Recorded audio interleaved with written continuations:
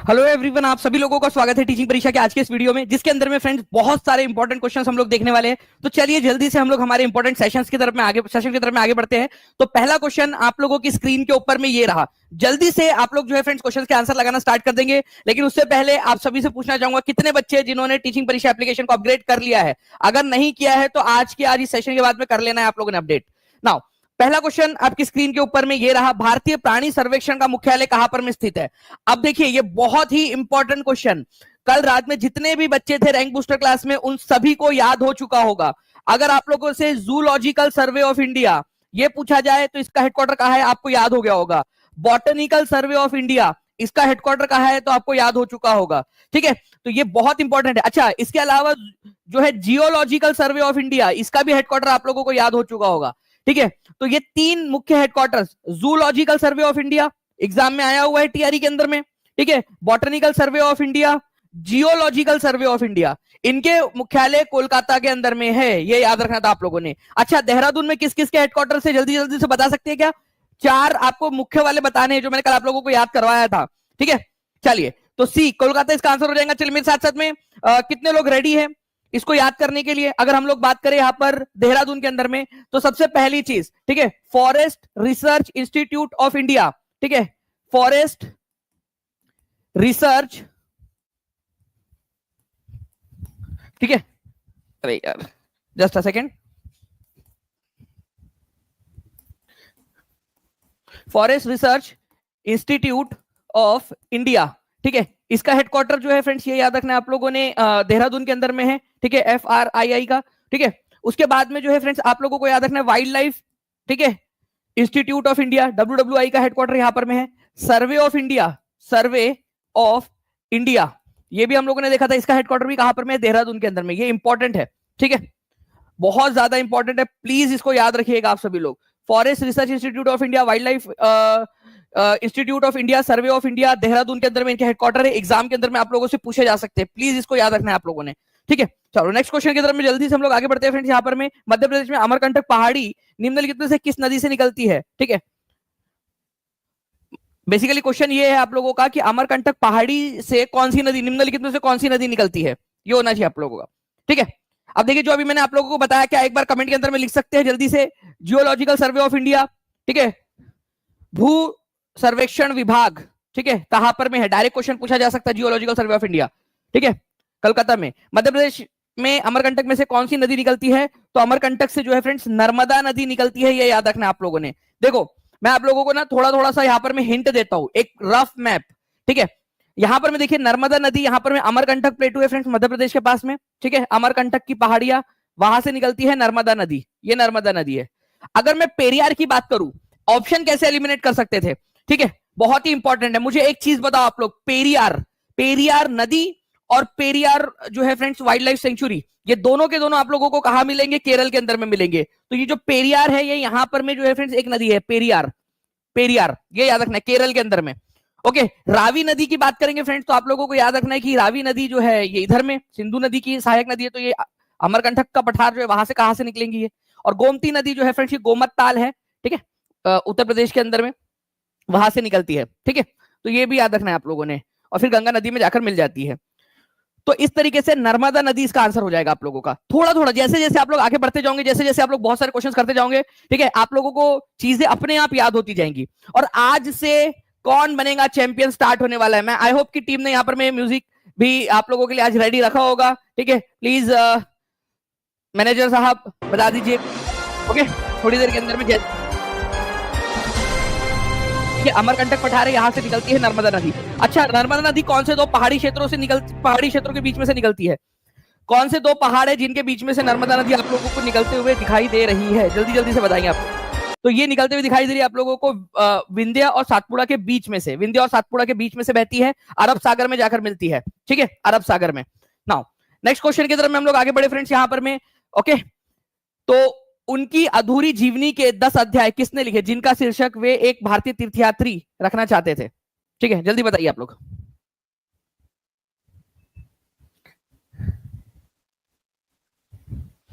बताइए इस particular question का आंसर क्या हो जाएगा?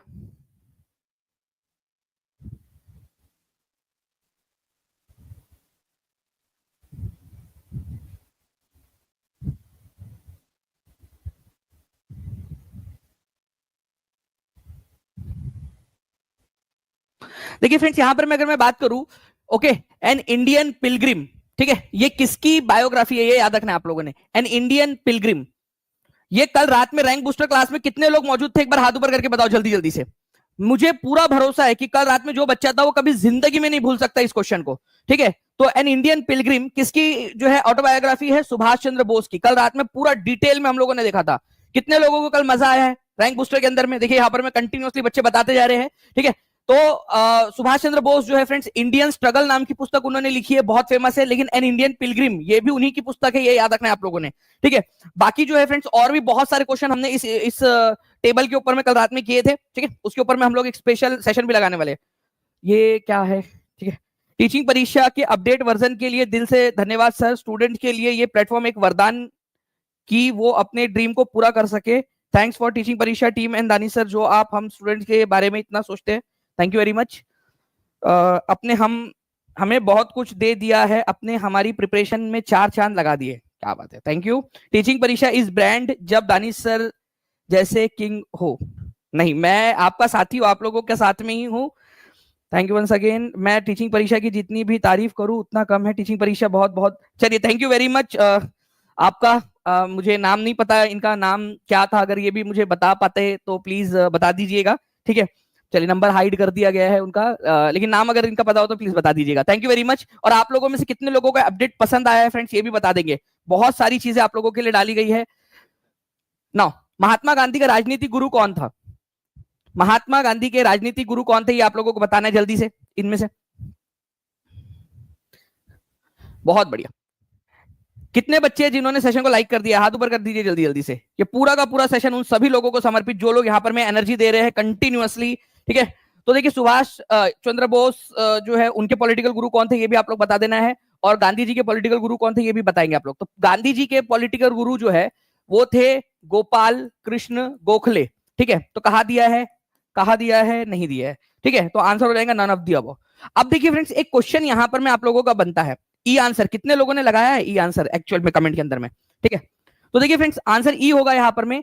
अब मैं आपसे पूछ रहा हूं गोपाल कृष्ण गोखले के पॉलिटिकल गुरु कौन थे, ये आप लोग मुझे बताएंगे, ठीक है। चलो अब थोड़ा सा यहां पर मैं इसको रिवाइज कर लेते हैं, ओके। महात्मा गांधी के पॉलिटिकल गुरु, महात्मा गांधी के पॉलिटिकल गुरु थे गोपाल कृष्ण गोखले। गोपाल कृष्ण गोखले अपना पॉलिटिकल गुरु मानते थे एम जी रानाडे को, एम जी रानाडे, ठीक है। इनको अपना पॉलिटिकल गुरु मानते थे, मतलब एम जी रानाडे महात्मा गांधी के गुरु के भी गुरु थे, पॉलिटिकल गुरु के भी गुरु, ठीक है। ये एक चीज है। अगर आपसे बोला जाए कि सुभाष चंद्र बोस अपना पॉलिटिकल गुरु किसको मानते थे, तो ये याद रखना है आप लोगों ने फ्रेंड्स, ये मानते थे, ठीक है। आपका जो है एक बहुत ही इंपॉर्टेंट जो है लिंक मैं आप लोगों को बता रहा हूं इससे याद रखने के लिए आप लोगों को, ठीक है। देखिए इन्होंने फॉरवर्ड ब्लॉक स्टार्ट किया था, फॉरवर्ड, ठीक है, फॉरवर्ड ब्लॉक, ठीक है, नाम से एक संस्था स्टार्ट की थी। ये जो थे इन्होंने फॉरवर्ड नाम से अखबार निकाला था, फॉरवर्ड नाम से अखबार निकाला था। तो अब यहां पर में एक लिंक बन जाती है, ठीक है।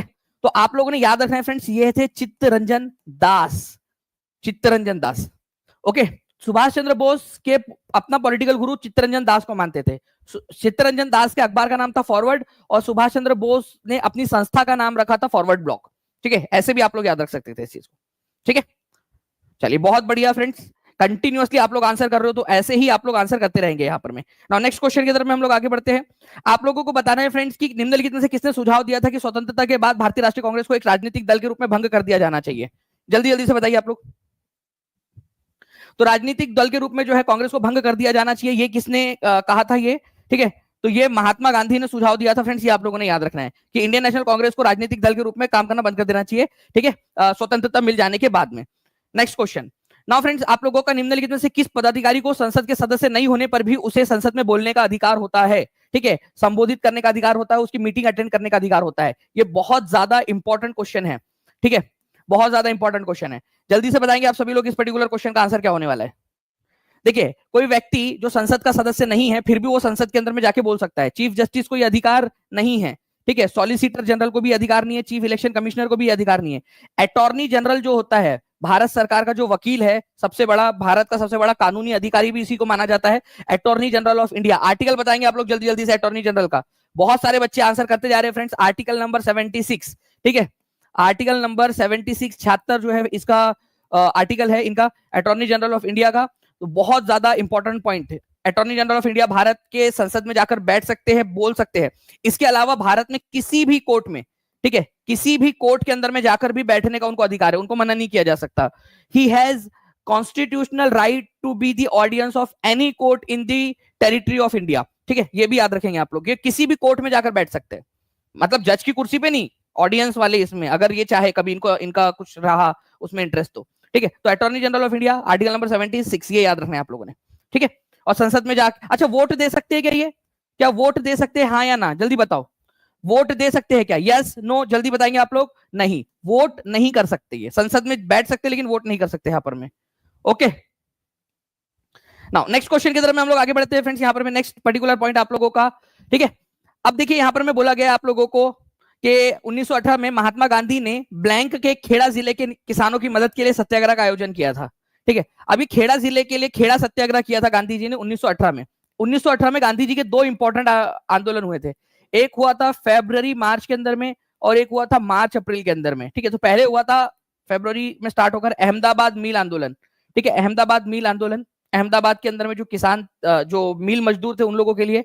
और फिर हुआ था यहाँ पर में खेड़ा में, खेड़ा नाम की जगह जो है ये भी आप लोगों को मिलेगी गुजरात में। तो ये दोनों के दोनों गुजरात से है, गुजरात, ओके, ये याद रखना है आप लोगों ने। तो 1918 के दोनों आंदोलन गांधी जी ने गुजरात में किए थे।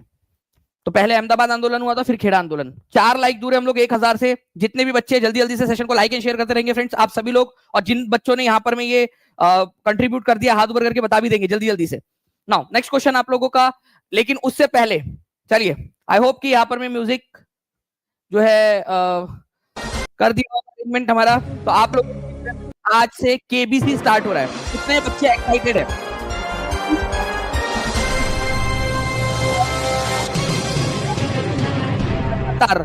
और 15वें दिन मेगा टेस्ट, मेगा आप लोगों का कंपटीशन होगा। उसके अंदर में आप लोगों को जो है फ्रेंड, जो टॉप 10 बच्चे रहेंगे, ठीक है, पोल के साथ में हम लोग करेंगे, जो टॉप 10 बच्चे रहेंगे उन लोगों को प्राइज भी मिलने वाला है। तो कौन बनेगा चैंपियन केबीसी? आज से आप लोगों का लगातार 14 दिन तक रोज शाम 7 बजे आप लोगों को लिंक भी मिलेगी उसकी, लेकिन उससे आप लोगों के लिए फ्री ऑफ कॉस्ट कोर्स है, ठीक है। आपको टीचिंग परीक्षा के एप्लीकेशन पर जाना है, फ्री कंटेंट में जाना है, उसको ज्वाइन कर लेना है, फ्री है आपके लिए, वो कोर्स बिल्कुल फ्री है, ठीक है। तो रोज शाम में 7 बजे होगा और ये लाइव आप लोग को अटेंड करेंगे, क्योंकि लाइव देखोगे तो आप लोग पोल के अंदर में भी हिस्सा ले पाओगे, ठीक है।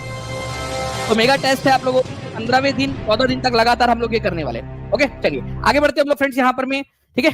नेक्स्ट हमारे क्वेश्चन की तरफ में, निम्नलिखित में से किस युद्ध में मुख्य विरोधियों का सही उल्लेख नहीं किया गया है? हल्दी घाटी का युद्ध महाराणा प्रताप और अकबर की सेना के बीच में हुआ था, ये तो बात सही है बिल्कुल, ठीक है। हल्दी घाटी का युद्ध महाराणा प्रताप की सेना और अकबर की सेना के बीच में हुआ। नाउ नेक्स्ट जो है फ्रेंड्स पॉइंट यहाँ पर मैं आप लोगों से बोला जा रहा है कि पानीपत की जो पहली लड़ाई है वो बाबर और इब्राहिम लोधी के बीच में, बिल्कुल सही बात है, पानीपत की पहली लड़ाई बाबर और इब्राहिम लोधी के बीच में हुई थी 1526 में, ठीक है। हल्दी घाटी का युद्ध कब हुआ था, जल्दी से ये भी कमेंट करके बता देंगे आप लोग। पानीपत का दूसरा युद्ध जो है ये हुआ था 1556 के अंदर में, ये टीपू सुल्तान और मराठा के बीच में नहीं हुआ था, ठीक है। ये जो युद्ध है पानीपत का दूसरा युद्ध, ये अकबर, ठीक है, अकबर की जो सेना थी वो और हेमू विक्रमादित्य जो था उनकी सेना के बीच में हुआ था, ठीक है, अकबर और हेमू की सेना के बीच में। तो ये वाला गलत है आपका, पानीपत का द्वितीय जो युद्ध बोल रहा है, तो गलत वाला ही पूछा, कौन सा सही नहीं है, तो आंसर सी हो जाएगा। 68वीं बीपीएससी के अंदर में आया हुआ क्वेश्चन है ये। 1576 के अंदर में हल्दी घाटी का युद्ध हुआ था, ये याद रखना है आप लोगों ने फ्रेंड्स, ठीक है, 1576 में, ठीक है। पानीपत का पहला युद्ध 1526 में, पानीपत का द्वितीय युद्ध 1556 के अंदर में। दोनों पॉइंट्स, तीनों पॉइंट्स याद रखिए आप लोग, इंपॉर्टेंट एग्जाम के अंदर में पूछे जा सकते हैं आप लोगों से, ठीक है। नाउ नेक्स्ट क्वेश्चन की तरफ में आगे बढ़ते हैं। एलोरा का कैलाश मंदिर किसने बनवाया था? एलोरा का कैलाश मंदिर, जल्दी जल्दी से आंसर करेंगे एकदम स्पीड में। एलोरा का कैलाश मंदिर,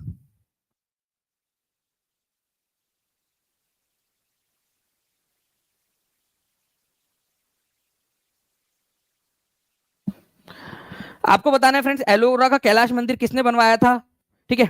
अब देखिए ये एलोरा है कहां पर में, सबसे पहली बात तो एलोरा जो है फ्रेंड्स ये आप लोगों को मिलेगा महाराष्ट्र के अंदर में, ठीक है। महाराष्ट्र का संभाजी नगर, जिसको पहले औरंगाबाद बोला जाता था, एक औरंगाबाद बिहार में भी है, ठीक है, और एक औरंगाबाद महाराष्ट्र में भी था जिसका नाम संभाजी नगर कर दिया गया है। वहां पर में आपको अजंता और एलोरा इनकी गुफाएं मिलेगी। तो एलोरा जो है जगह, वहां पर में कैलाश टेम्पल है, ठीक है, कैलाश टेम्पल। इसको जो है फ्रेंड्स किसने बनाया था? तो इसको बनाया था इंदिरा 1, इंदिरा 2, कृष्णा 1, कृष्णा 2। किसने? तो आंसर हो जाएगा फ्रेंड्स कृष्णा 1 ने। ओके, कृष्णा 1 ये राष्ट्रकूट वंश का शासक था, राष्ट्रकूट वंश का शासक। तो कृष्णा 1 कहां पर में दिया भाई? कृष्णा 1 यहां पर में, ठीक है, ऑप्शन नंबर डी में, ठीक है। कृष्णा द फर्स्ट, ओके, क्योंकि कई सारे कृष्णा नाम के शासक हुए राष्ट्रकूट वंश में, इसी वजह से राष्ट्रकूट वंश, ठीक है, उनके एक शासक थे कृष्णा 1, उन्होंने बनाया। ये डायरेक्ट क्वेश्चन बनता है बहुत सारे एग्जाम में, केवीएस के अंदर में भी आया हुआ है ये क्वेश्चन।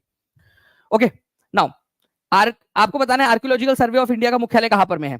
अब एक चीज आपको घोषणा करना चाहूंगा फ्रेंड्स, आज आप लोगों के लिए कौन बनेगा चैंपियन के अंदर में एक सरप्राइज है, ठीक है, और लिटरली ये सरप्राइज आप लोगों के लिए, और वो केवल जो बच्चे लाइव रहेंगे उन लोगों के लिए रहेगा। और मैं एक हिंट दे देता हूं बस आपको, एक हिंट, जितने ज्यादा बच्चे लाइव रहेंगे वो सरप्राइज उतना बड़ा होने वाला है। तो अब आप समझ जाइए, ठीक है, जिसको समझ में आ रहा होगा, नहीं तो फिर इंतजार करिए 7 बजे तक का, ठीक है। तो आज के केबीसी में आपका जितने ज्यादा बच्चे उतना बड़ा सरप्राइज, ठीक है, और वही बच्चों को जो आएंगे उन लोगों के लिए। तो देखते हैं कितने जो है, तब तक आप अंदाजा भी लगा सकते हो। आंसर देखिए फ्रेंड्स, यहाँ पर मैं क्या आऊंगा, भारतीय पुरातत्व सर्वेक्षण विभाग का मुख्यालय आप लोगों को नई दिल्ली के अंदर में मिलेगा। पुरातत्व सर्वेक्षण विभाग, इसकी स्थापना 1861 के अंदर में हुई थी, ठीक है। अलेक्जेंडर, ठीक है, कनिंगम इसके पहले डायरेक्टर जनरल थे, ठीक है, ये भी याद रखना है, अलेक्जेंडर कनिंगम।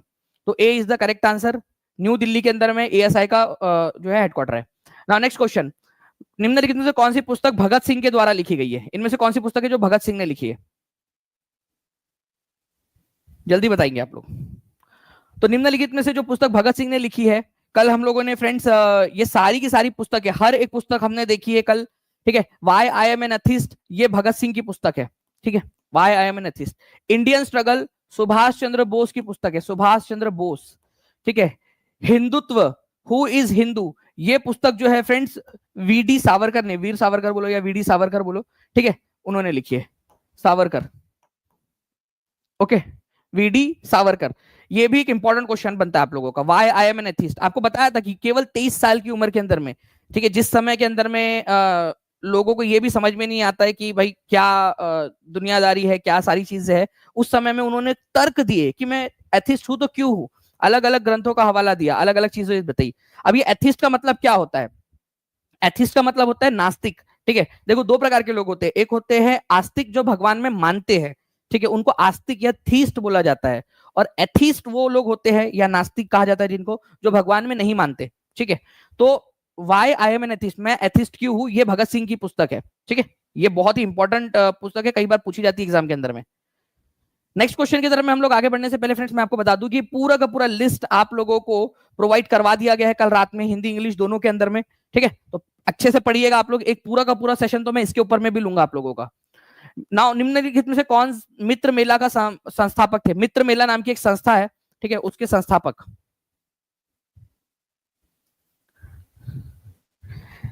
मित्र मेला, तो 1899 के अंदर में मित्र मेला नाम से एक संस्था बनी थी नासिक के अंदर में, ठीक है। तो वीडी सावरकर इसके संस्थापक थे। बाद में मित्र मेला के बाद में उन्होंने अभिनव भारत नाम से भी एक संस्था बनाई थी, ठीक है, अभिनव भारत नाम से भी एक संस्था बनाई थी नासिक के अंदर में। तो अभिनव भारत और मित्र मेला, इन दोनों के ही संस्थापक विनायक दामोदर सावरकर है, ठीक है, ये याद रखना है आप लोगों ने, ठीक है। अपने भाई गणेश सावरकर के साथ में मिलकर वीडी सावरकर जो थे उन्होंने ये संस्थाएं बनाई थी, ठीक है। चलो, तो मित्र मेला जो है ये याद रखना है आप लोगों ने 1899 के अंदर में, और अभिनव भारत जो है उन्होंने बनाया था 5 साल बाद 1904 के अंदर में, ठीक है। तो दोनों के दोनों, अभिनव भारत 1904 के अंदर और मित्र मेला 1899 के अंदर। कौन सी पुस्तक सुभाष चंद्र बोस से संबंधित है?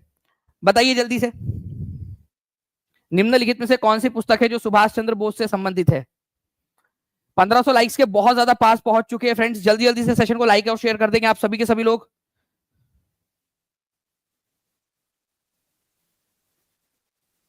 राहुल कुमार, आप टीचिंग परीक्षा का जो हेल्पलाइन नंबर है ना आपको जो दिया गया, उस पर कॉल कर लेंगे, टीम मदद कर देंगी आपकी, नंबर आपको जो चेंज करवाना है उसमें।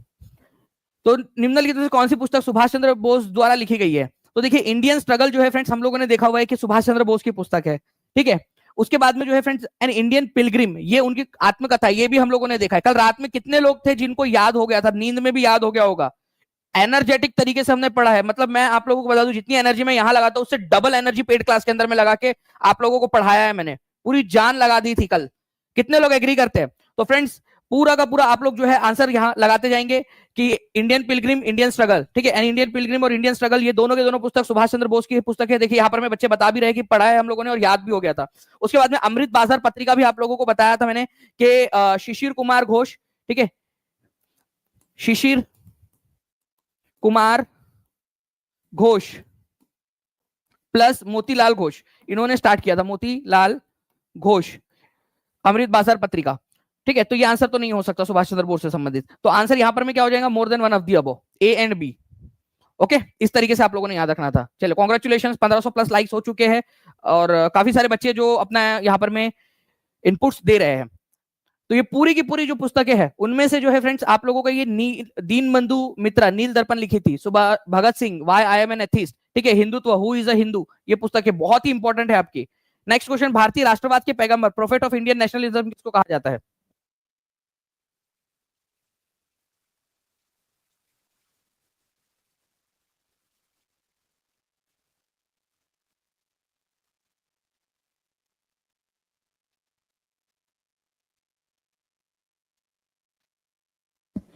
भारतीय राष्ट्रवाद के पैगंबर के रूप में किसको जाना जाता है ये बताएंगे आप लोग। राजा राम मोहन रॉय, ठीक है, राष्ट्रवाद के पैगंबर, प्रोफेट ऑफ इंडियन नेशनलिज्म।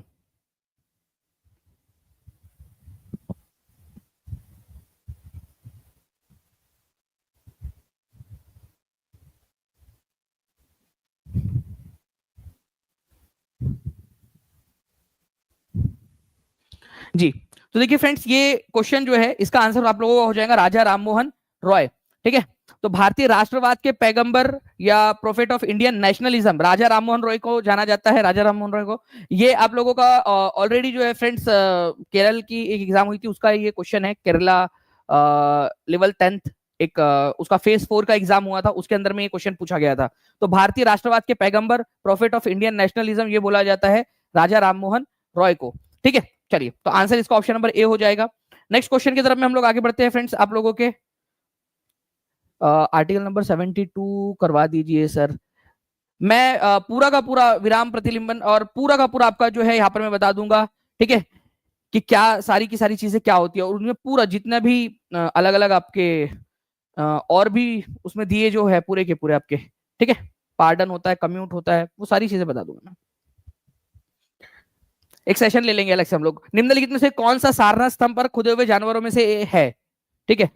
तो सारनाथ के अंदर में जो स्तंभ है, अच्छा सारनाथ कहां पर में ये भी बता देंगे आप लोग, इसको और किस नाम से जाना जाता है सारनाथ को।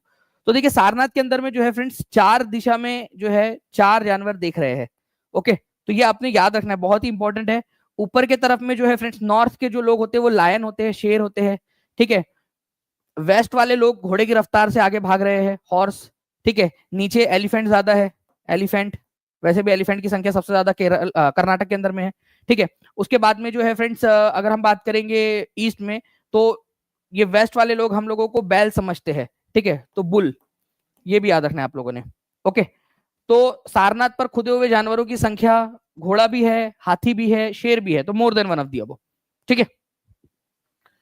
तो ये 4 दिशा में कौन से 4 जानवर देख रहे हैं आप लोगों ने याद रखना है फ्रेंड्स, इंपॉर्टेंट है, एग्जाम के अंदर में पूछ सकते हैं, तो प्लीज इन पर्टिकुलर पॉइंट्स को याद रखेंगे आप सभी के सभी लोग, ओके जी। अच्छा सारनाथ कहां पर में है ये पूछा है मैंने आप लोगों से, तो सारनाथ उत्तर प्रदेश के अंदर में है, ठीक है, वाराणसी के पास, ठीक है, वाराणसी में। उसके बाद में जो है फ्रेंड्स एक क्वेश्चन बन सकता है, सारनाथ को और 2 नाम जो है और है, बताइए जल्दी से, और भी बता सकता हूं मैं आपको, लेकिन पहले ये आंसर करिए आप लोग, ठीक है। तो सारनाथ की अगर हम लोग बात करेंगे फ्रेंड्स, तो इसको ऋषि पत्तन के नाम से भी जाना जाता है, ऋषि पत्तन, इसको इसी पत्तन भी बोलते हैं, इसी पत्तन, ठीक है। इसको एक और नाम से भी जाना जाता है जिसको बोलते हैं मृगदेई, मृगदेई, ठीक है, डियर पार्क टाइप का, ठीक है, मृगदेई। तो ये प्लीज याद रखेंगे, ऋषि पत्तन, इसी पत्तन, मृगदेई, ये इंपॉर्टेंट है नाम सारनाथ के। सारनाथ के अंदर में ही गौतम बुद्ध ने अपना पहला प्रवचन दिया था, ठीक है, जहां से ऐसा माना जाता है धर्म का चक्कर घूमने लगा, धम्म चक्र प्रवर्तन, ठीक है।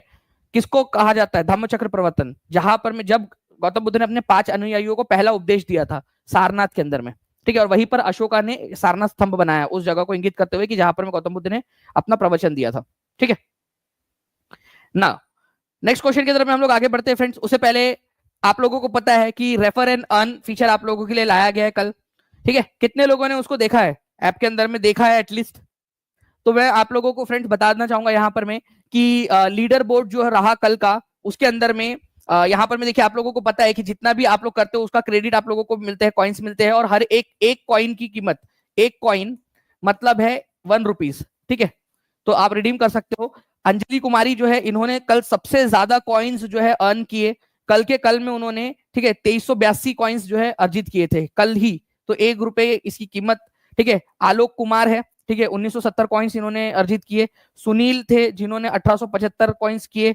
अर्चना मिश्रा है 1729। पूजा यादव है 1705, ठीक है। निशा राज 1536, ठीक है। नीरज मंडल 1509, ठीक है। रेखा बीपीएससी टीचर नाम से कोई है, उन्होंने नाम रखा है अपना 1303। सोनी झा 1205 और विवेक कुमार 1106। ये लोग हैं जिन्होंने कल अर्न किया है इसके अंदर में, ठीक है, रेफर एंड अर्न के अंदर में। तो जितने भी बच्चे हैं आप लोग जो है फ्रेंड्स, इन्होंने मोस्ट प्रोबेबली कई सारे ग्रुप्स के अंदर में शेयर किया होगा अपना कोड, या अपने दोस्तों को, या अलग अलग जगहों पे, या अपने लाइब्रेरी में आप लोग भी कर सकते हो, ठीक है। तो ये 1000 होने के बाद में ये लोग रिडीम भी कर सकते हैं, ठीक है। चलिए, कैसे किया जाता है ये आपको टीचिंग परीक्षा के एप्लीकेशन में मिल जाएगा, पूरी लिस्ट उसके अंदर में दी गई है कि कैसे कैसे करना है, ठीक है। चलिए आगे देखिए, बंकिम चंद्र चट्टोपाध्याय द्वारा निम्नलिखित में से कौन सा लिखा गया है इनमें से, बताइए जल्दी से।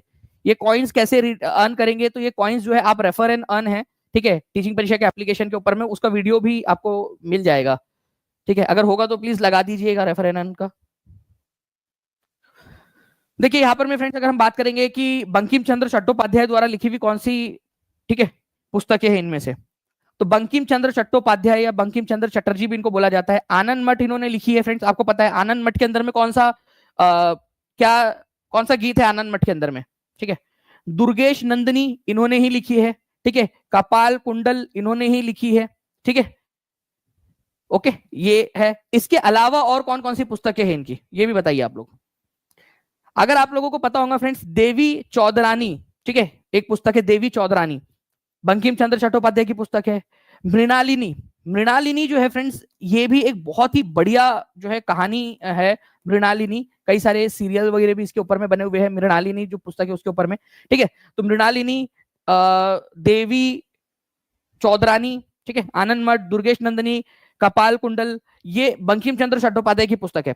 ये भी हमने पूरा डिटेल के अंदर में पढ़ा है, तो प्लीज इसको भी अच्छे से आप लोग करिएगा ताकि आपको सारी चीजें याद हो जाए। देखिए यहाँ पर में आनंद मठ, देवी चौधरानी, कपाल कुंडल, ठीक है, मृणालिनी, दुर्गेश नंदिनी, उसके बाद में बंग दर्शन, ये भी इन्होंने ही लिखा है, ठीक है। किसने? बंकिम चंद्र चट्टोपाध्याय ने। तो ये सारे के सारे इंपॉर्टेंट वाली चीजें जो आप लोगों को बता रहा हूँ। एक बार जल्दी से सेशन को लाइक एंड शेयर कर देंगे आप सभी के सभी लोग, और जो भी बच्चे टीचिंग परीक्षा के साथ में जुड़ना चाहते हैं, कल आप लोगों का फ्रेंड्स, आप लोगों को याद है होना चाहिए कि कल आप लोगों का जो है रैंक बूस्टर जो हुआ था, उसके अंदर में हमने पूरा रिकॉर्ड तोड़ दिया इतने स्पीड में, और सारी चीजें हम लोगों ने करी है, ठीक है। और आगे में भी हम इसी तरीके से पढ़ते रहेंगे, जो सारी चीजें कल आपको याद करवाया आगे में भी पढ़ते रहेंगे। तो जो बच्चे जुड़ना चाहते हैं टीचिंग परीक्षा के साथ में, जल्दी से जुड़ जाइए ताकि आप लोगों को लेट ना हो जाए, ठीक है। तो नंबर चल रहा है नीचे में, उस नंबर पे कॉल या व्हाट्सएप आप लोग कर सकते हो। सितंबर 1920 के भारतीय कांग्रेस अधिवेशन, ठीक है, विशेष अधिवेशन का आयोजन कहा किया गया था, ठीक है, सितंबर 1920 में।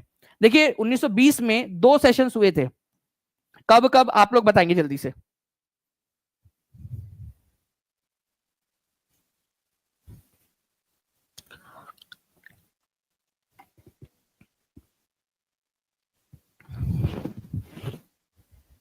तो देखिए एक जो है फ्रेंड सितंबर में हुआ था, ठीक है, और एक जो था वो हुआ था दिसंबर के अंदर में। ओके, सितंबर में जो हुआ था उसके अध्यक्ष थे लाला लाजपत राय, ठीक है, और दिसंबर में जो हुआ था उसके अध्यक्ष थे, ठीक है, सी विजय राघव चारियर। सी विजय राघव चारियर, बड़ा लंबा चौड़ा सा नाम है उनका, सी विजय राघव चारियर। जो सितंबर वाला था ये हुआ था कलकत्ता के अंदर में, कलकत्ता में, और जो दिसंबर वाला था ये हुआ था नागपुर में, ठीक है। तो कलकत्ता वाला पूछ रहा है सितंबर में कहा हुआ था, यही पूछ रहा है ना, सितंबर में कहा हुआ था, तो सितंबर में कलकत्ता में हुआ था विशेष अधिवेशन। आंसर इसका ऑप्शन नंबर बी हो जाएगा, सिंपल। ठीक है। लाला लाजपत राय एक ही बार अध्यक्ष बने हैं, वो भी कलकत्ता के विशेष अधिवेशन के अंदर में, ये भी याद रखना है आप लोगों ने। ठीक है, सितंबर 1920 में। आगे बढ़ते हैं हम लोग फ्रेंड्स। तो आप लोगों को बता दूं कि पढ़ाई के साथ में कमाई भी रेफर एंड अर्न आप लोग कैसे कर सकते हैं, जो बच्चे पूछ रहे थे। ठीक है, आप लोगों को क्या करना है फ्रेंड्स, आपके एप्लीकेशन में जाना है, रेफर एंड अर्न आप लोगों को दिखेगा आपके एप्लीकेशन में, सबसे ऊपर में ही दिखेगा रेफर एंड अर्न। ठीक है, उसके बाद में जो है फ्रेंड्स, आप अपने दोस्त को आपका जो कोड है वो आप इनवाइट वो दे सकते हो। ठीक है, रेफर एंड अर्न के अंदर में आप लोगों का एक कोड यहाँ पर में आप लोगों को मिलेगा। ठीक है, वो कोड आप आपके दोस्त को देना है, और वो आपका दोस्त जब वो कोड इस्तेमाल करेगा तो उसको एक्स्ट्रा 10% ऑफ मिलेगा, एक्स्ट्रा 10% ऑफ एक्स्ट्रा मिलेगा उसको, आपके दोस्त को। और आपको क्या मिलेगा, जो 10% जो क्रेडिट है उसका, मान लीजिए कि उसने 1000 रुपए का कोर्स लिया है, 1000 रुपए का कोर्स है फॉर एग्जाम्पल। ठीक है, तो आपके दोस्त को 100 रुपए और एक्स्ट्रा ऑफ मिल जाएंगे, 100 रुपीज ऑफ, तो उसको 900 का पड़ेगा, फॉर एग्जाम्पल बता रहा हूं मैं। और 900 का जो 10% होता है, 90 रुपए आपको मिलेंगे, 90 रुपीज आपको मिलेंगे। ठीक है, तो इस तरीके से आप लोग जो है अर्निंग कर सकते हो यहाँ पर में। चलिए आगे बढ़ते हैं हम लोग फ्रेंड्स यहाँ पर में।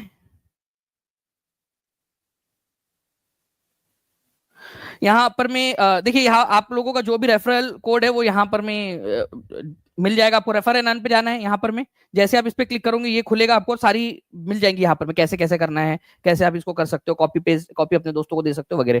ठीक है, कई सारे लोगों ने, मैंने कल देखा कि कई सारे ग्रुप्स में डाला। ठीक है, कई सारे टेलीग्राम ग्रुप्स के अंदर में ये सर्कुलेट हो रहा था। नाउ खाद्य और कृषि संगठन, ठीक है, फूड एंड एग्रीकल्चरल ऑर्गेनाइजेशन कहां पर में लोकेटेड है, और ये बहुत इंपॉर्टेंट है, हाँ, इसको छोड़ के मत जाना। ये FAO, बताइए जल्दी से। वर्ल्ड फूड प्रोग्राम और फूड एंड एग्रीकल्चरल ऑर्गेनाइजेशन दोनों एक ही जगह के ऊपर में लोकेटेड है फ्रेंड्स।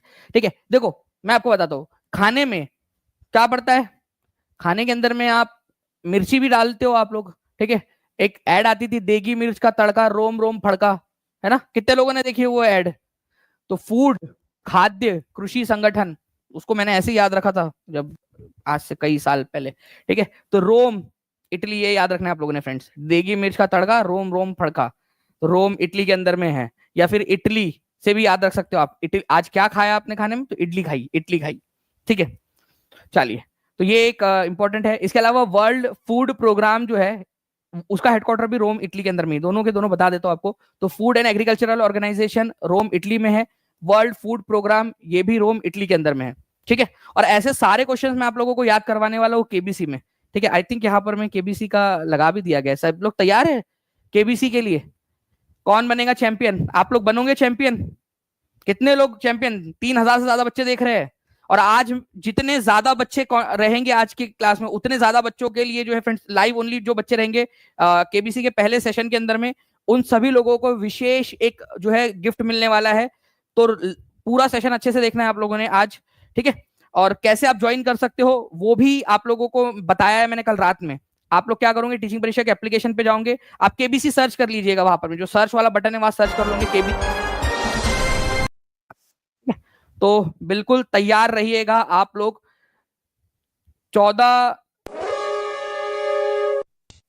दिन, ठीक है, 14 सेशन, और 15वें दिन जो है हम लोग बड़ा मेगा सेशन करने वाले हैं। ठीक है, नाउ नेक्स्ट, गोलकोंडा का किला जो है किसने बनवाया था, ये बताइए आप लोग।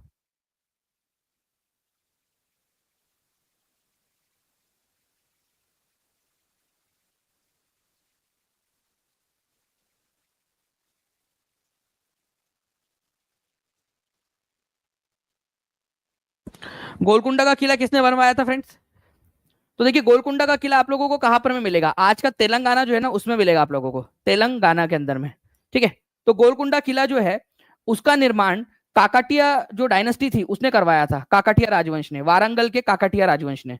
ठीक है, तो ये जो फोर्ट है गोलकुंडा का किला, ऐसा माना जाता है कि यहाँ पर काकटिया डायनेस्टी की जो रानी रुद्रमा देवी थी, उन्होंने इसका निर्माण कर उसको उसका रिकंस्ट्रक्शन करवाया था। ठीक है, और फिर बाद में जब कुतुबशाही सल्तनत आई हैदराबाद में, तो उन्होंने भी इस यही से शासन किया, इस गोलकुंडा के किले से। ठीक है, तो गोलकुंडा का किला, ठीक है, आपको हैदराबाद में मिल जाएगा फ्रेंड्स, तेलंगाना के अंदर में। कुतुबशाही सल्तनत ने भी यहाँ से शासन किया, और बट इसको ओरिजिनली बनाया था काकटिया डायनेस्टी ने। ठीक है, तो काकटिया डायनेस्टी जो थी उसने इसका निर्माण कार्य करवाया था, और कुतुबशाही सल्तनत ने भी इसका इस्तेमाल किया। निम्नांकित में से 1943 में सुभाष चंद्र बोस ने किस द्वीप को स्वराज द्वीप नाम दिया था? बहुत ज्यादा इंपॉर्टेंट पॉइंट है ये, इसको very very very important mark करेंगे आप सभी के सभी लोग, बहुत ज्यादा इंपॉर्टेंट है। बताइए इसका आंसर क्या होगा?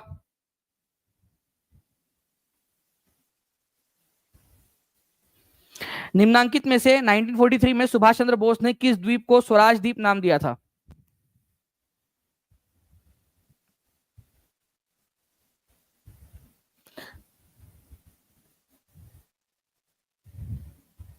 अच्छा, चलिए मैं आप लोगों को हिंट दे देता हूं कि अंडमान और निकोबार में से दिया था। तो चलिए बताइए कि अंडमान को क्या नाम दिया था और निकोबार को क्या नाम दिया था?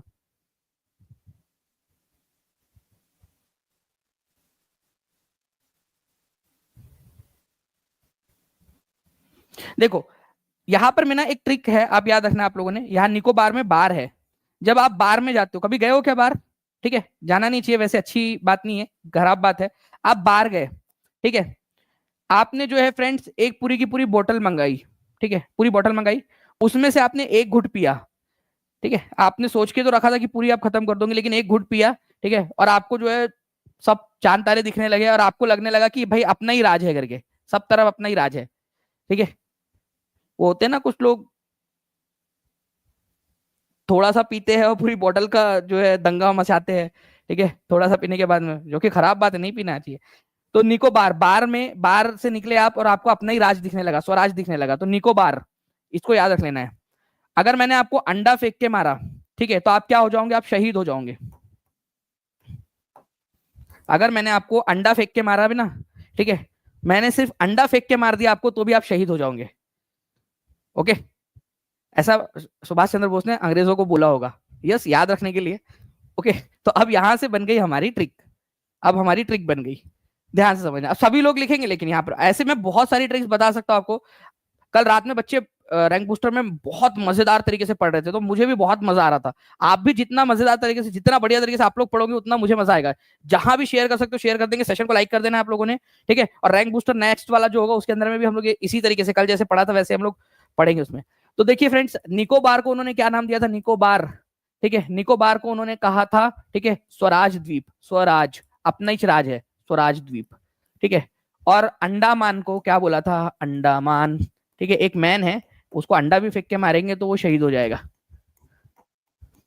बस खत्म, ठीक है। अब जिंदगी में भूल के दिखाओ आप लोग, कभी भूल सकते हो क्या आप लोग? कभी भूल सकते हो जिंदगी में अभी, है ना? चलिए, याद रखना है आप लोगों ने। नेक्स्ट क्वेश्चन की तरफ हम लोग आगे बढ़ते हैं फ्रेंड्स। हमारे अंबेडकर जी ने अपने अनुयायियों के साथ में, लाखों अनुयायियों के साथ में, ठीक है, बौद्ध धर्म अपना लिया था। आप लोगों को बताना है फ्रेंड्स वो ईयर कौन सा था, ठीक है, कौन सा त्योहार था उस दिन, ये भी आप लोग बताएंगे। और कौन सा शहर है जहां पर में उन्होंने अपने लाखों अनुयायियों के साथ में बौद्ध धर्म अपना लिया था। आज उस जगह को दीक्षा भूमि के नाम से जाना जाता है, ठीक है, दीक्षा भूमि, उस इतना बड़ा मैदान है वो, उसको दीक्षा भूमि के नाम से जानते हैं। ओके, ये आपको मिलेगा नागपुर में, ठीक है, दीक्षा भूमि नागपुर में। 1956 में दशहरे का दिन था, ठीक है, दशहरा था उस दिन। तो इस दिन जो है उन्होंने क्या किया? हिंदू धर्म छोड़ दिया था और बौद्ध धर्म अपना लिया था अपने लाखों अनुयायियों के साथ में। तो नागपुर में है दीक्षा भूमि। तो दीक्षा भूमि कहाँ है, डायरेक्ट ये भी पूछा जा सकता है, दीक्षा भूमि कहाँ पर में है। आज भी बौद्ध जो धर्म के अनुयायी है उन लोगों के लिए एक प्रार्थना स्थल के रूप में जाना जाता है, क्योंकि डॉक्टर भीमराव अंबेडकर ने यहीं पर दीक्षा ली थी बौद्ध धर्म की, और वो जो 22 प्रतिज्ञा है वो उन्होंने ली थी। ओके, 1956 के अंदर में दीक्षा भूमि नागपुर में। नाउ फ्रेंड्स, आप लोगों का केबीसी आज रात में आप लोगों के लिए होने वाला है। जिसने भी अपडेट नहीं किया है प्लीज आपको अपडेट कर लीजिए। इसके अलावा जो है फ्रेंड्स, जो भी बच्चे टीचिंग परीक्षा के साथ में जुड़ना चाहते हैं वो लोग सभी लोग जुड़ जाएंगे टीचिंग परीक्षा के साथ में। और आज जितने ज्यादा बच्चे, जितने ज्यादा नंबर में आप लोग प्रेजेंट रहोगे, उतना बड़ा गिफ्ट मिलने वाला है आप लोगों के लिए। और जो बच्चे लाइव रहेंगे उन्हीं लोगों के लिए रहेगा वो, ठीक है। तो जितने ज्यादा बच्चे उतना बड़ा गिफ्ट, ठीक है, जितने ज्यादा बच्चे उतना बड़ा गिफ्ट। तो हर किसी ने रहना है यहाँ पर में। और आज से 14 दिन तक लगातार, 14 दिन तक हम जो है फ्रेंड्स ये सेशंस करेंगे। और ये 14 दिन की जो समरी रहेंगी, 14 दिन का पूरा जो बच्चे ने पढ़ा होगा उस बच्चे को 15th डे बहुत मजा आने वाला है, क्योंकि इस दिन मेगा सेशन होगा आप लोगों का, मेगा सेशन, इसका फिनाले।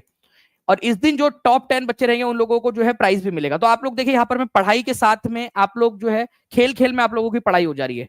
तो केबीसी कौन बनेगा चैंपियन, ठीक है, सभी लोगों ने आना है, फ्री ऑफ कॉस्ट है सभी लोगों के लिए टीचिंग परीक्षा के एप्लीकेशन पर, शाम में 7 बजे। तो 7 बजे एग्जैक्ट अलार्म लगा लीजिए आप सभी के सभी लोग।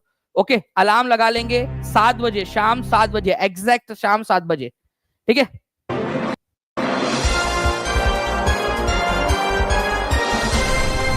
कितना बड़ा रहेगा सर, किसी को लेकर आना पड़ेगा क्या ले जाने के लिए? बिल्कुल तबस्सुम जी, मतलब आपको कम से कम 3-4 लोगों को साथ में लाना पड़ेगा, ठीक है, इतना बड़ा तो रहेगा।